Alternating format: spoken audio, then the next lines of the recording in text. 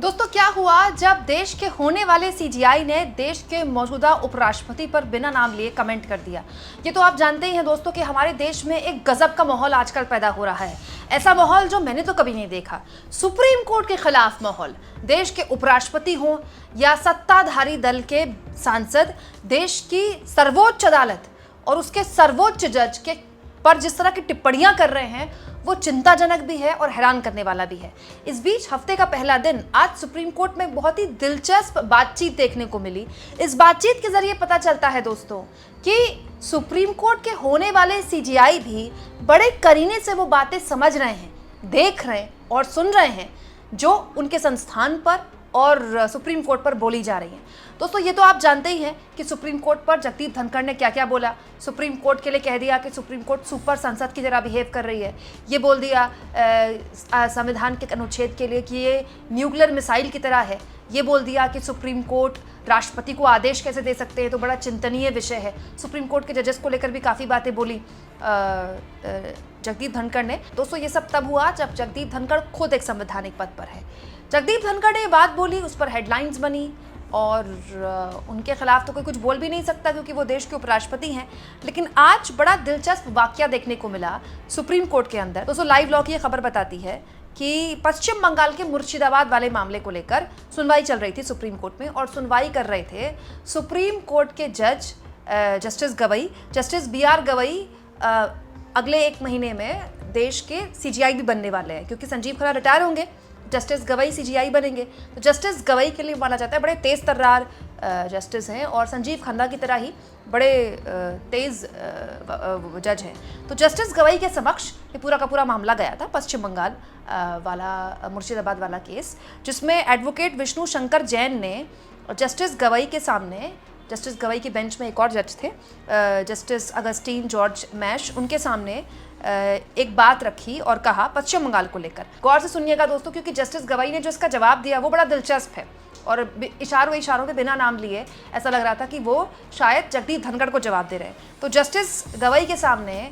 Petitioner जो कि इस मामले को लेकर थे एडवोकेट विष्णु शंकर जैन ने कहा, केंद्र सरकार को संविधान के अनुच्छेद 355 के अनुसार पश्चिम बंगाल राज्य में बाहरी आक्रमण और आंतरिक अशांति के खिलाफ कार्रवाई करने का निर्देश देने की मांग हो। दोस्तों, आप जानते हैं वक्फ संशोधन बिल जब पास हुआ, इसको लेकर मुर्शिदाबाद में बहुत हिंसक प्रदर्शन देखे गए और इसको लेकर सुप्रीम कोर्ट में लगातार सुनवाई चल रही है। तो जो पिटिशनर थे उन्होंने सुप्रीम कोर्ट से कहा कि आप केंद्र सरकार को निर्देश दीजिए कि पश्चिम बंगाल में वो अनुच्छेद 355 के अनुसार बाहरी आक्रमण और आंतरिक अशांति के खिलाफ कार्रवाई करें। सुप्रीम कोर्ट से कहा पिटिशनर ने।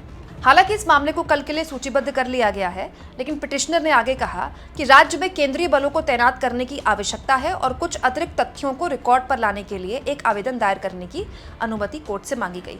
अब इसका जवाब बड़ा दिलचस्प है दोस्तों। जवाब देखिए क्या कहा गया जस्टिस गवई द्वारा। While allowing the petitioner to file the application, Justice Gavai said that the court was already facing allegations of intruding into legislative and executive domains। मतलब जस्टिस गवई ने ये बोला कि कोर्ट पहले से ही ये आरोप झेल रहा है कि वो सरकार के काम में हस्तक्षेप करता है, लेजिस्लेटिव के काम में हस्तक्षेप करता है। देखिए जस्टिस गवई ने जो बोला वो यहाँ छपा भी है। आप चाहते हैं कि हम संघ को निर्देश देने के लिए आदेश जारी करें, वैसे भी हम पर संसदीय और कार्यकारी कार्यों में हस्तक्षेप करने का आरोप है। संघ यहाँ पर हुआ स्टेट मतलब सरकार। तो पिटिशनर से याचिकाकर्ता के जवाब में जस्टिस गवई ये कह रहे हैं कि आप ये चाहते हैं कि हम संघ को निर्देश दें, मतलब सरकार को निर्देश दें, हम पर तो पहले ही संसदीय काम में हस्तक्षेप करने के आरोप है। ये बहुत बड़ी बात है दोस्तों।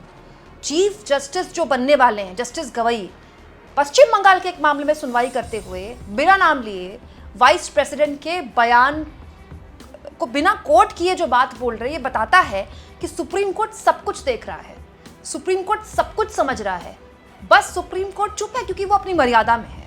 सुप्रीम कोर्ट कोई नेता नहीं है, सुप्रीम कोर्ट के जज कोई ऐसे पद में नहीं है कि वो कुछ भी किसी के बारे में बोल सके। और सुप्रीम कोर्ट क्योंकि कस्टोडियन है संविधान का, तो वैसे भी वो किसी के खिलाफ ऐसे नहीं बोल सकता। लेकिन सुप्रीम कोर्ट की ये टिप्पणी अपने आप में बताती है दोस्तों कि सुप्रीम कोर्ट के अंदर जिस तरह की बयानबाजी सुप्रीम कोर्ट को लेकर हुई, वो भी उसको लेकर बहुत सहज नहीं है। वो सब समझ रही है, सुप्रीम कोर्ट सब समझ रही है, वो सब देख रही है। अब यहाँ मैं आपको बता दूं दोस्तों कि जस्टिस गवई सीजीआई बनने वाले हैं बहुत जल्द और वो इस तरह के मामलों पर इस तरह की टिप्पणियां कर रहे हैं, ये बताता है कि जस्टिस गवई का आने वाला रुख इस सरकार को परेशान कर सकता है। मैं फिर बता दूं दोस्तों, हमारे सुप्रीम कोर्ट के जजेस इस तरह के बिल्कुल भी नहीं है राजनेताओं की तरह कि वो किसी से खुन्नस निकालें। हर केस में सुनवाई तथ्यों के आधार पर होती है, सबूतों के आधार पर होती है और उसी आधार पर अगली तारीख मिलती है या फिर कोई भी फैसला होता है। लेकिन सब जानते हैं दोस्तों कि सुप्रीम कोर्ट के वक्फ संशोधन कानून पर रोक लगाने, आंतरिक रोक लगाने के बाद ये पूरी की पूरी सरकार किस तरह से छटपटाई, और ये तो एक तरह से एक टिप ऑफ द आइसबर्ग था। अंदर से गुस्सा तो लगातार चल रहा था, पिछले कई दिनों से चल रहा था, और वो गुस्सा राज्यपाल वाले मामले में सुप्रीम कोर्ट का आदेश और राष्ट्रपति को 3 महीने की मियाद देने को लेकर और बढ़ गया। हालांकि दोस्तों, जस्टिस गवई ने जो टिप्पणी की, ये अपने आप में बताता है कि जस्टिस गवई एक शख्सियत के तौर पर कितने धनी शख्सियत के जस्टिस हैं। मैं आपको बता दूं दोस्तों कि जस्टिस गवई जब चीफ जस्टिस के तौर पर शपथ लेंगे तो आपको ये बातें मालूम होनी चाहिए कि इस सरकार को ऐसे कई फैसले जस्टिस गवई ने दिए हैं जो अच्छे नहीं लगेंगे। जैसे चुनावी चंदा मामले में इलेक्टोरल बॉन्ड को जब असंवैधानिक घोषित किया गया था ना, याद होगा आपको, उस वक्त सीजीआई चंद्रचूड़ थे, उस बेंच में जस्टिस गवई थे। इसके अलावा दोस्तों, सिसोदिया को बेल जब दी गई थी, उस बेंच में जस्टिस गवई थे। राहुल गांधी के मोदी सरनेम के मामले में, उनकी मानहानि केस में जो उनकी सज़ा पर रोक लगा दी गई थी, वो भी जस्टिस गवई की बेंच थी। इसके अलावा दोस्तों, ईडी निदेशक इस सरकार ने नियुक्त किया था, उनका तीसरा कार्यकाल उनको दे दिया था। संजय मिश्रा, उनके तीसरे कार्यकाल को अवैध घोषित कर दिया था सुप्रीम कोर्ट ने, वो बेंच भी जस्टिस गवई की बेंच थी। इसके अलावा दोस्तों, फ्रीबीज पर सरकार को बहुत आड़े हाथों लिया था। 2025 में जस्टिस गवई ने चुनावी फ्रीबीज कर कहा था कि लोग काम नहीं करना चाहते क्योंकि उन्हें मुफ्त राशन और बिना श्रम के पैसे दिए जा रहे हैं। तो ऐसे कई फैसले हाल के दिनों में जस्टिस गवई की बेंच ने दिए हैं या फिर टिप्पणियां की हैं जो इस सरकार को अच्छी नहीं लगेंगी। हालांकि बहुत से ऐसे बेंचेस में भी जस्टिस गवई रहे हैं जो इस सरकार को फेवर करती हैं, जो इस सरकार को अच्छी लगेंगी। जैसे धारा 370 के मामले में जिसको वैध माना गया था, उस बेंच में भी जस्टिस गवई थे दोस्तों। इसके अलावा नोटबंदी वाला मामला जब गया था सुप्रीम कोर्ट के समक्ष, उस बेंच में भी जस्टिस गवई थे और नोटबंदी को भी वैध माना था सुप्रीम कोर्ट ने। मैं ये सब आपको इसलिए बता रही हूँ ताकि आपको ये बात पता हो कि सुप्रीम कोर्ट के जज कोई भी फैसला ये सोच के नहीं देते कि ये सरकार के खिलाफ है या पक्ष में है, उसको इंटरप्रेट करने वाले इंटरप्रेट करते हैं। सुप्रीम कोर्ट के जज केवल फैसला देते हैं। जैसे संजीव खन्ना ने वक्फ संशोधन कानून पर एक अंतरिम उसके कुछ प्रावधानों पर अंतरिम रोक लगाई, ये सोचकर नहीं लगाई कि ऐसा करेंगे तो सरकार को कैसा लगेगा या बीजेपी के सांसद भड़क जाएंगे। ये लगाई क्योंकि उनको लगा कि लगाना ही चाहिए।